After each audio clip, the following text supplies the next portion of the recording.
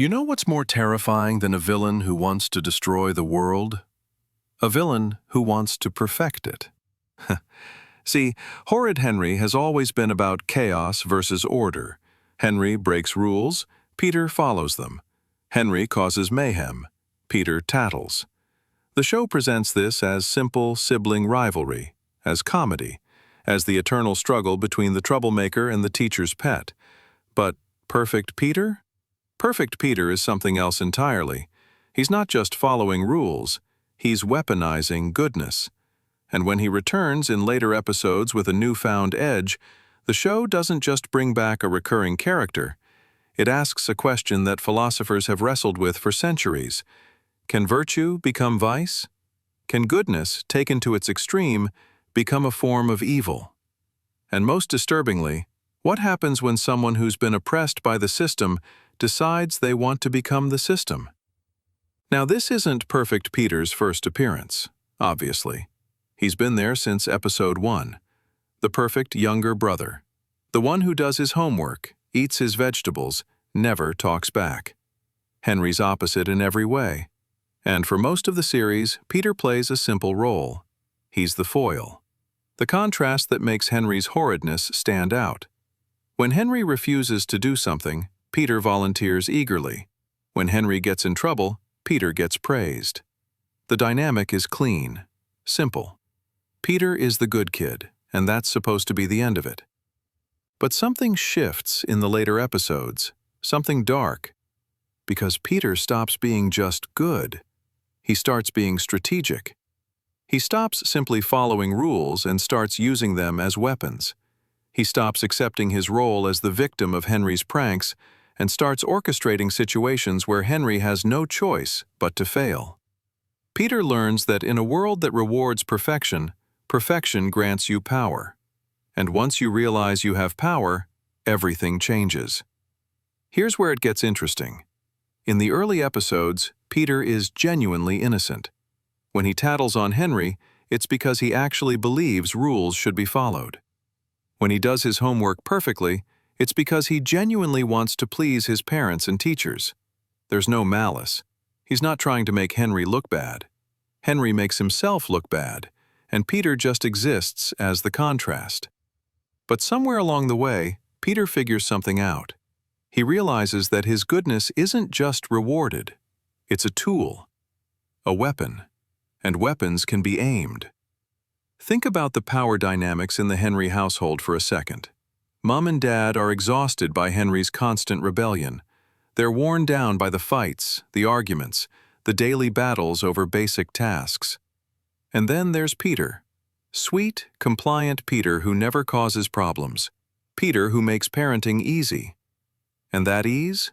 That becomes leverage.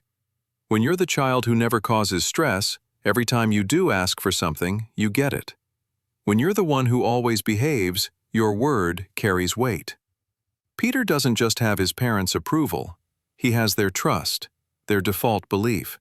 And that's more powerful than any prank Henry could ever pull. The turning point comes when Peter realizes he doesn't have to compete with Henry directly. He doesn't need to be horrid back. That's Henry's game, and Henry's better at it. No, Peter realizes something more insidious. He can simply be himself, but with intent. He can follow every rule perfectly while ensuring Henry breaks them. He can do everything right while subtly creating situations where Henry does everything wrong. It's not about becoming bad, it's about weaponizing good. Consider what this means from Henry's perspective. You're a kid who already struggles with authority, who already finds rules arbitrary and stifling. And your younger brother isn't just better at following those rules, he's actively using them against you. Every time Peter says, "Mom, Henry won't share," or "Dad, Henry didn't do his homework," he's not lying. He's telling the truth, but he's telling it strategically, timing it for maximum impact, framing it in ways that make reconciliation impossible. Peter has learned that in a rule-based system, the person who knows the rules best doesn't have to break them to destroy you. They just have to make sure you do. And here's the thing that makes this truly dark. Peter isn't wrong to be angry. Think about what it's like being perfect Peter. You do everything right and get a fraction of the attention. Henry throws tantrums and gets the whole family's focus. You work hard on your homework and get a pat on the head. Henry causes a disaster and gets a whole intervention. From Peter's perspective, goodness is thankless. Perfection is invisible. The only time anyone really notices him is when he's being compared to Henry, used as an example of what Henry should be. He's not a person. He's a moral prop, a measuring stick for someone else's failure. So when Peter starts to change, when he starts using his perfection as a weapon instead of a shield, part of you has to wonder, is this evil or is this justice? Is Peter becoming a villain, or is he finally fighting back against a family dynamic that's always treated him as less important than his chaotic brother? Because here's the uncomfortable truth. Henry gets away with everything because he's interesting. His badness is entertaining. His rebellion makes for good stories. Peter's goodness? It's boring. It's expected. It's the baseline that makes Henry's awfulness visible. And who wants to live their whole life as someone else's backdrop? This is where the show starts playing with something really sophisticated, the nature of villainy itself. Because what makes someone a villain?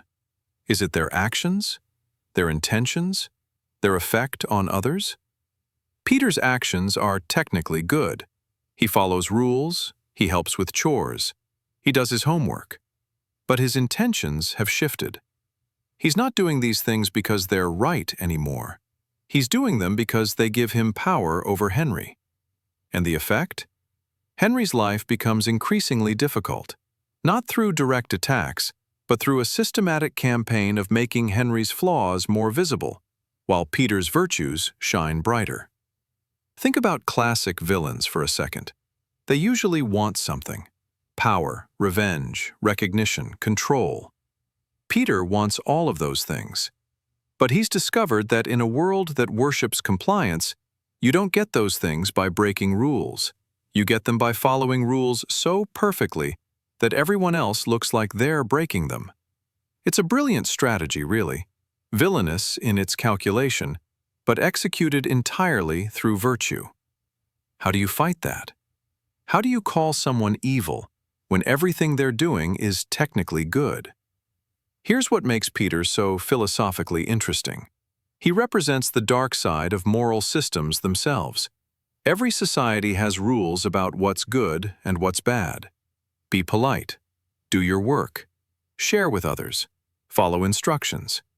These aren't bad rules. They're necessary for communities to function. But rules are only as good as the people enforcing them.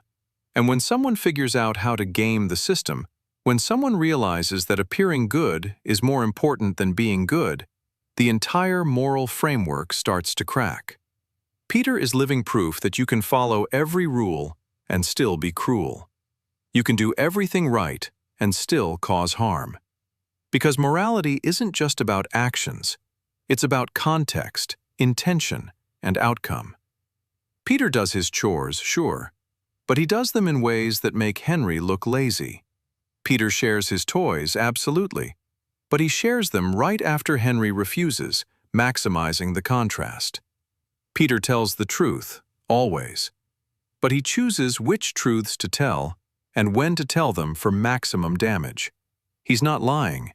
He's just curating reality to paint himself as the angel and Henry as the demon. This is the trap of performance morality. When being good becomes about looking good, when virtue becomes a competition, when you're more concerned with appearing righteous than actually helping others, you've crossed a line. And Peter has crossed that line.